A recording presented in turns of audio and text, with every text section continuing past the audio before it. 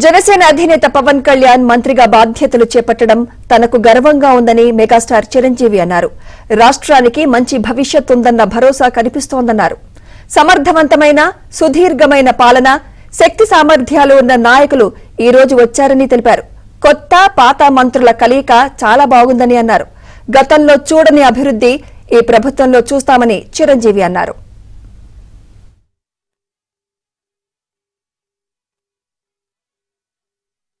ఏమనిపిస్తుందంటే సంతోషం, గుండెల నిండా సంతోషంగా ఉంది. అండ్ ఆంధ్రప్రదేశ్ రాష్ట్రానికి మంచి భవిష్యత్తు ఉందన్న భరోసా కనబడుతుంది. అండ్ సమర్థవంతమైన సుదీర్ఘమైనటువంటి పాలనా శక్తి సామర్థ్యాలు ఉన్నటువంటి నాయకులు ఈ రోజున వచ్చారు.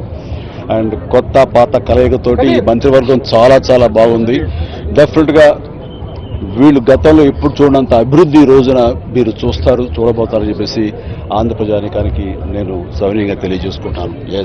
పవన్ కళ్యాణ్ గారు కూడా ఈరోజు మంత్రివర్గంలో టుగెదర్ గర్వంగా అనిపిస్తుందండి, గర్వంగా అనిపిస్తుంది.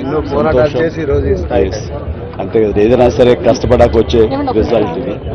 డెఫినెట్గా మంచి జరుగుతుంది. తను సమర్థవంతంగా పరిపాలించగలడు. తన పాత్ర, తన మంత్రి పదవిని చాలా సమర్థవంతంగా చేసి రాష్ట్ర భవిష్యత్తు కోసంగా పూర్తి స్థాయిలో తను పనిచేస్తాడు.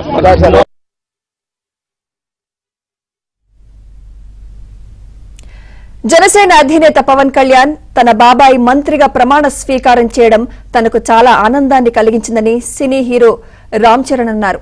ఇది ఒక హిస్టారికల్ మూమెంట్ గా అభివర్ణించారు.